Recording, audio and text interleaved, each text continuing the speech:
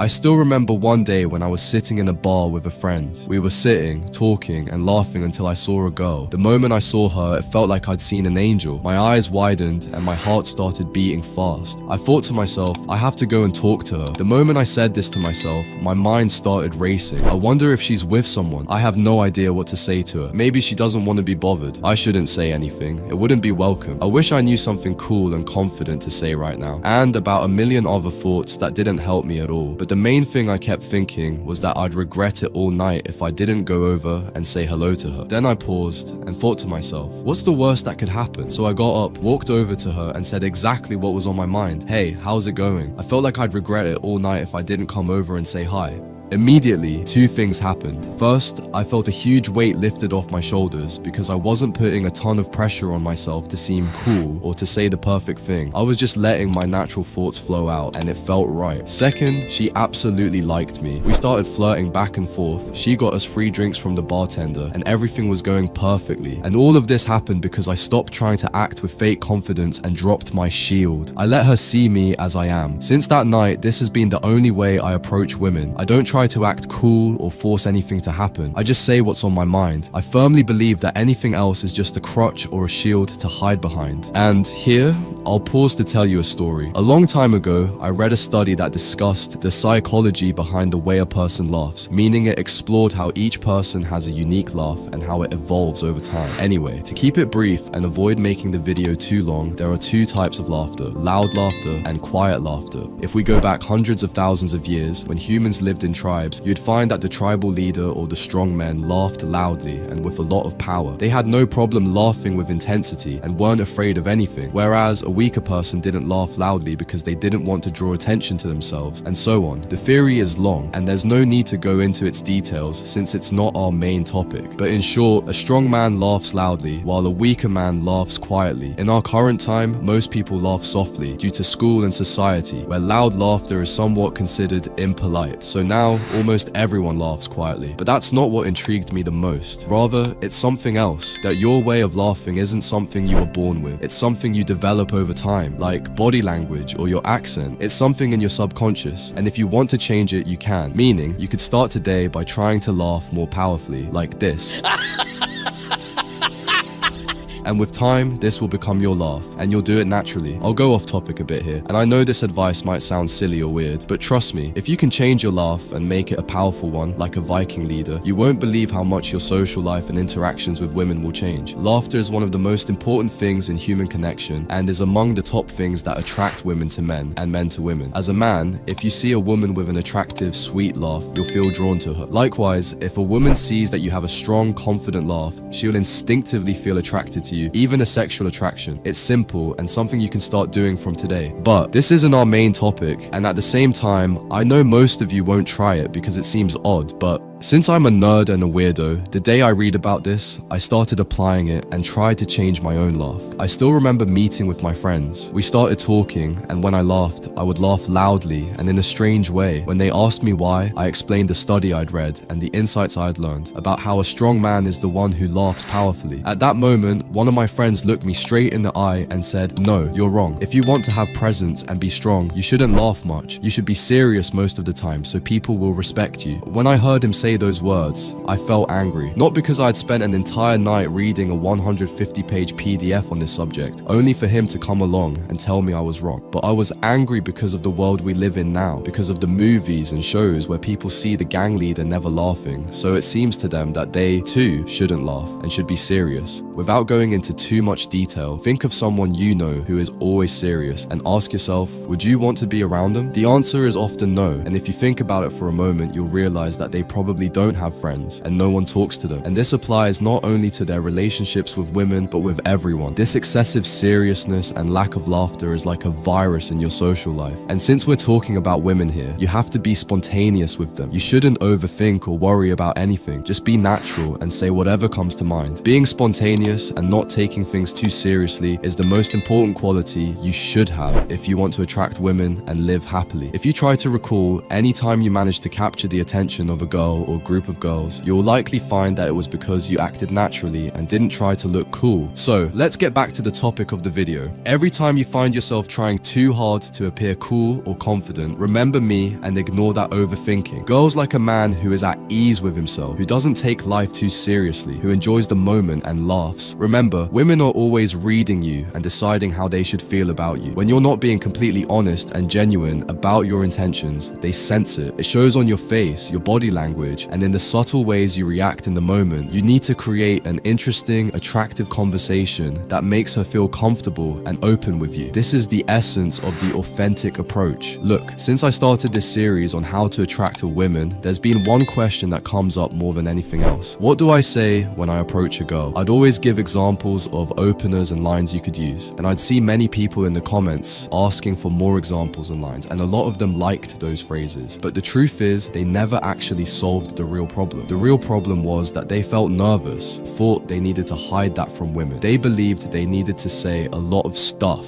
to make up for their feeling of inadequacy toward the girls they were talking to. And if you rely solely on that, years from now, you'll still face the same issue and won't be able to speak comfortably with women. For me, I have tried hundreds of pickup lines, but the one I currently use and find the most effective is to walk up to her and say, "Hey, you're cute. I wanted to get to know you."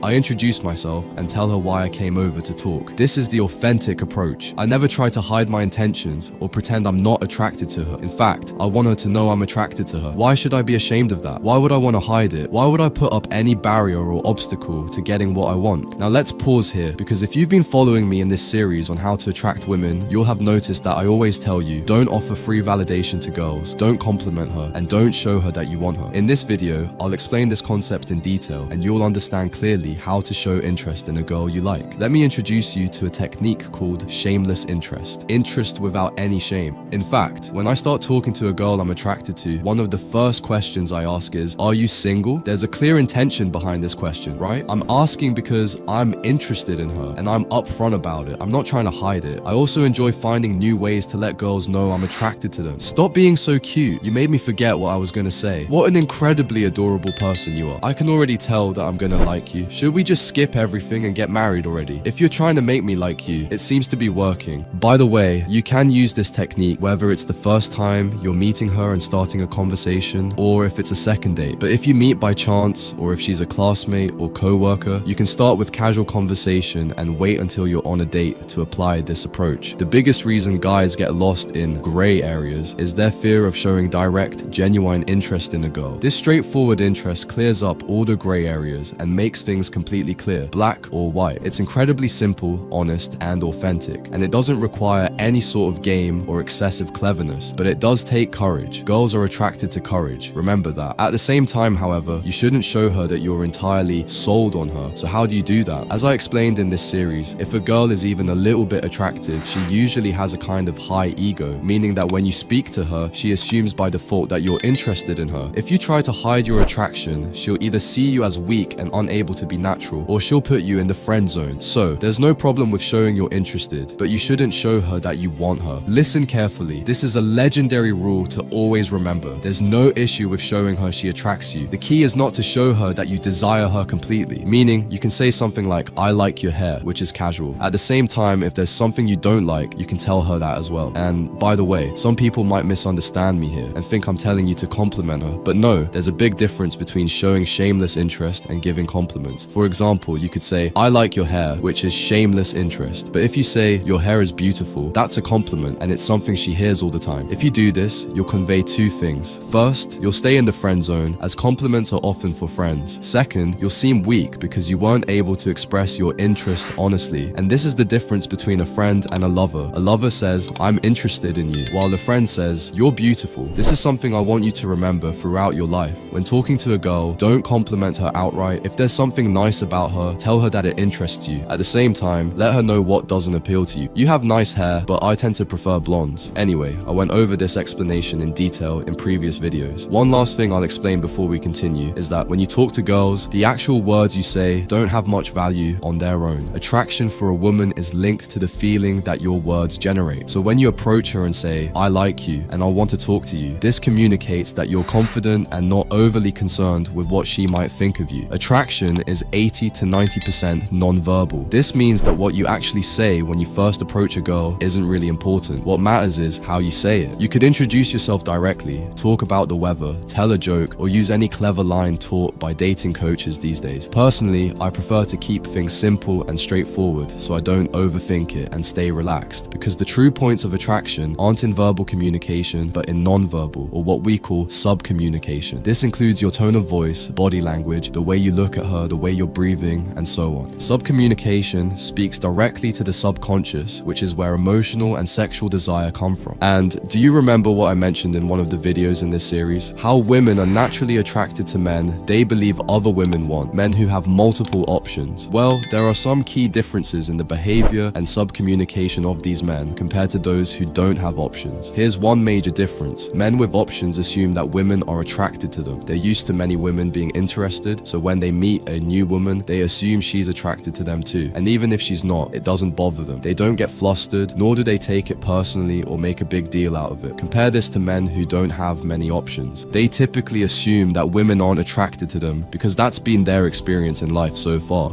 If by chance they find a girl who shows even a hint of interest, they cling to her, feeling like they won't find anyone else. Deep down, they don't believe they deserve the women they desire, so they try extra hard to compensate for that. But have you ever noticed that the harder you try to make a girl like you, the less she actually does? That's because guys who try too hard are subtly communicating that they don't have many options, and women aren't drawn to men who lack options. I know I keep repeating this concept, but that's only because it's so important. Women want men with options, and men with options assume attraction. If you were to assume attraction, you'd look her in the eyes, introduce yourself, and tell her why you came over. Hey, you're attractive. What's your name? And if you're feeling good and have something attractive or awesome to say, by all means, go ahead and say it, but only if you genuinely feel it, because that will come across in your sub-communication. If you're not feeling it, if you're nervous or uncertain, don't overthink it. Just introduce yourself and tell her why you came over. Make it your mission to find out who she is and if she's interesting and worth your time to talk to. Anything beyond that is over effort, which actually works against you. What you say the first time isn't important and won't be remembered. What will be remembered is how you showed up and how you made her feel. By the way, do you remember the story I told you at the beginning? That's not what actually happened. The person who went and talked to that girl wasn't me. It was my friend who was with me. As for my story, it ended while I was still thinking about what to say, and that night ended without the girl and without my friend. I deeply regretted missing that opportunity, but I learned a lot from that experience. And if my mistake can help someone else learn and benefit from it, then I think I'm glad I made it. So please, don't be like me, brother.